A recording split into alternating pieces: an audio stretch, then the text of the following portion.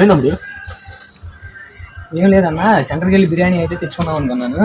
ఇలా ఇంట్లో వాళ్ళు అయితే వైట్ రైస్ కూడా తెమ్మన్నారు. వైట్ రైస్ ఒక హోటల్లో, బిర్యానీ ఒక హోటల్లో. నా వల్ల అయితే కాదు, ఎక్కడ తేవాలో. తమ్ముడు దీనికి నువ్వు అంత పరేషాన్ అవుతున్నావా? నేను ఒక హోటల్ సజెషన్ చేస్తా. అక్కడ వచ్చేసి వెజ్ నాన్ వెజ్ మొత్తం అవైలబుల్. ఎక్కడన్నా? మన యువరాజ్ మెస్లో. పద ట్రై చేద్దాం.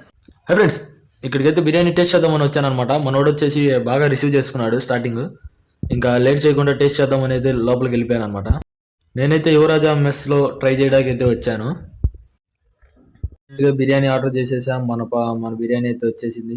ఫస్ట్గా అయితే చికెన్ కర్రీతో ట్రై చేశా. చికెన్ కర్రీ అయితే వేరే లెవెల్ అనమాట. దాని తర్వాత లాలీపాప్ని అయితే ట్రై చేశా. లాలీపాప్ అయితే చాలా అంటే చాలా బాగుంది.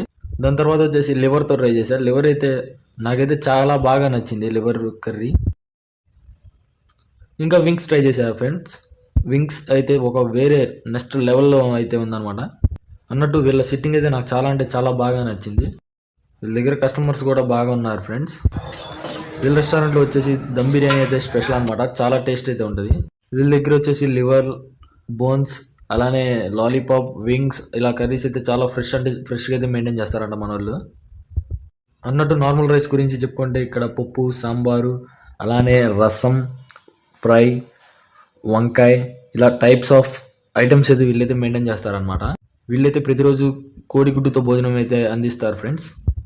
దీని లొకేషన్ వచ్చేసి మన కొల్లూరు శివాలయం దాటంగానే లెఫ్ట్ సైడ్ తిరిగి కొంచెం ఎదురుకి వెళ్ళంగానే మన యువరాజా మెస్ అయితే కనపడుద్ది అనమాట. ఇదే మన యువరాజా రెస్టారెంట్. ఏమో బై ఫ్రెండ్స్, టెక్నాలజీ.